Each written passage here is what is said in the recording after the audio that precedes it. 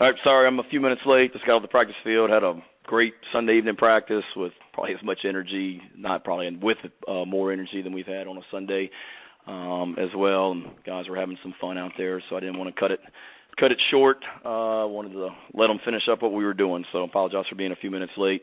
Obviously, looking back at last night, just really, really disappointing. We got a bunch of hurt people today because we have invested a lot into this season, and last night didn't go the way we wanted it to go.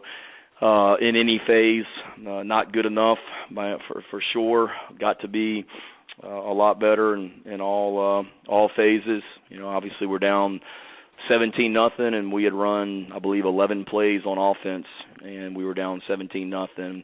And then to start the game and then to finish the game was disappointing. I punted with about 11 minutes on the clock, thinking that we could pin them in there, get a stop, and have a chance to, go score twice. And we eventually got them stopped, but they chewed up about, 5 or 6 minutes as well. So disappointing start to this game, disappointing finish to the game. Just nowhere near good enough. Got to be a lot better.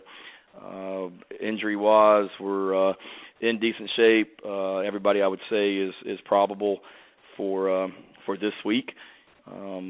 Marshawn has still got a pretty significant bruise on his quad, but he says he'll be fine for Saturday, and we'll continue to monitor that as the week goes. Should get Terrell Dawkins back this week. He practiced tonight and looked good and gets better and better. So, losing the turnover battle last night, we turned it over twice. They didn't turn it over any. Give them credit, and that's kind of where things are. So, questions. Hey, Shane, it's Dave. Last night you said that, you got to get the ball to Jaheim Bell more. On the replay, it seemed like he was off the field more often than on. Why is that? Just whatever we got, things we have called, and we have different personnel groupings, and we have 10 personnel with 4 receivers. We have 11 personnel with 1 tight end and 3 receivers. We have 12 personnel with 2 tight ends and 2 receivers, and multiple personnel groupings.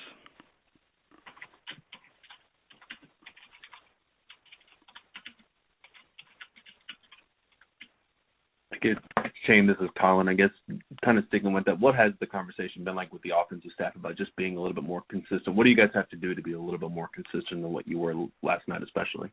We certainly just got to sustain drives. We, hit a nice play on the first play of the game for whatever it was, around 5 yards, and hit Stog over there in the flat on a little movement pass, and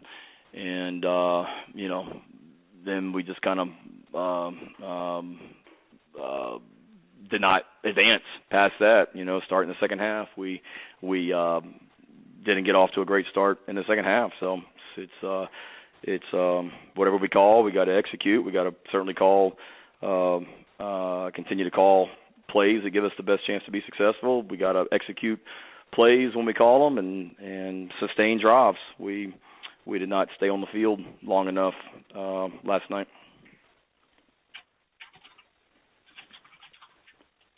Hey, Shane, it's Alan. Hey, Shane. Go ahead, Ben. Go ahead, Alan. Thanks. You said yesterday you had to go back and watch the film to see why you maybe weren't as explosive as you've been in past games. Were you able to kind of come up with anything for the offense not being as vertical? I think it's a combination of things. Alan, I think you do a good job of watching the tape. So go back and look at the TV copy and see if you think we had a chance to do things vertical. It wasn't for a lack of trying. They covered some things well, and we got to be able to protect. We had some shots called that we weren't able to protect well enough that I think could have been big plays. And again, it's we all have a hand in it. It's offensive line, it's tight ends, it's wide receivers, it's quarterback, it's running back, it's head coach, it's offensive coordinator. It's all of us. We just didn't do it. We weren't nearly as explosive last night as we need to be in the run game or the pass game. But we certainly had shots called downfield. I know you guys, when y'all analyze the TV copy of the game, you guys will see that, I'm sure. Shane, it's Ben. I know you guys are still sitting at 5-3 and still got a lot in front of you, and not to overreact to one game, but I mean, has there been any conversation about changing play callers, anything like Nope. that? Thank you. Shane, to follow up on that, this is Hale. Is it premature to talk about this stuff in season, or is that something that that you feel like is best to be addressed once? I think every week we always, after every game, win or lose, we go back and we look at the things we did well, look at the things we didn't do well, how we have to be better as coaches. That's when we were sitting here last week at 5-2 and nationally ranked, we did it. And when we're sitting here right now and it's not what we want it to be after the performance last night, we do the same thing today. And certainly you're always evaluating your team, you're always evaluating your program, and you're always trying to make sure you're always doing what is always best for the football team and the football program, and that's what I always do.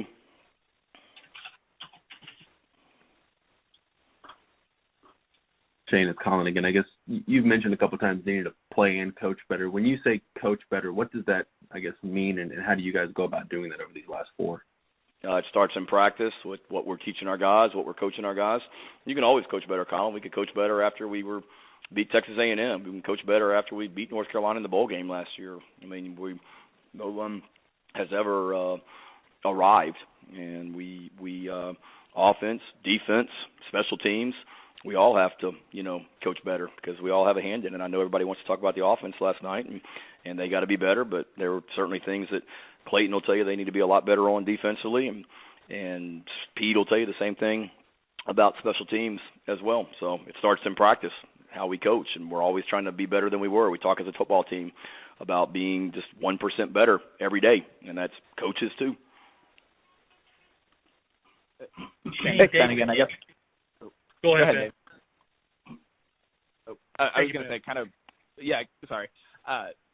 Shane, I guess obviously, kind of like we were saying last night, I mean, you guys do still have a lot in front of you and still chances to get bowl eligible and all the things you guys kind of wanted to do. I guess what is I guess tonight a first step in that, seeing that energy, that positivity, and I guess what goes into maybe turning the page quickly and getting right quickly? We come back in today. We meet. I was in here obviously didn't sleep well last night. Was in the office super early this morning and met with the offensive staff, met with the defensive staff, met with everybody on special teams like I always do. Went into a team meeting and talked about, the things we did well last night, the things we didn't do well, why that happened, how we got to be better, and then we went right back to work on the practice field tonight. And our guys didn't drag out there tonight. Like I said, it was as awesome a Sunday night practice as we've had. They hurt, they're invested. Our circle has to get tighter and tighter. We told them before, the same people that were, patting them on the back after we were 5-2 were probably the same people that wanted that weren't patting them on the back when we were 1-2. And there's certainly a lot of the same people that were patting us on the back last week, that aren't this week. I get it. It's week to week in this business, fellas. So we got to be better, and that's what it looked like it does on every Sunday. And when we got a bunch of prideful kids that are resilient and care, the practice we had tonight, it shows. Shane, Dave again. I know you guys don't look back and think what might have been, especially when you won the game. What do you remember about your thinking on the sideline last year against Vanderbilt when Zeb was coming in? I mean, what do you remember about that conversation? And were you nervous at all? What do you remember about your nerves or emotions about that time of the game against Vandy?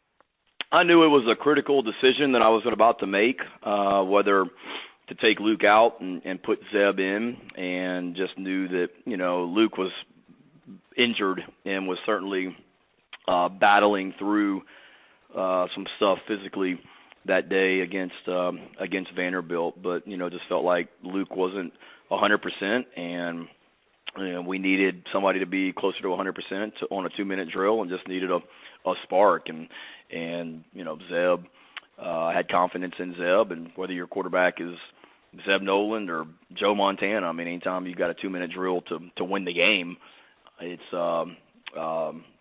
there's a level of intensity that rises. And then I think back to the play that nobody wants to talk about is the play that Damani Staley made the series before against Vanderbilt's offense when they had a third and our 2nd and 2 or something like that, and he made a tackle for loss in the backfield and held them to a field goal to give us the opportunity to make that game-winning drive.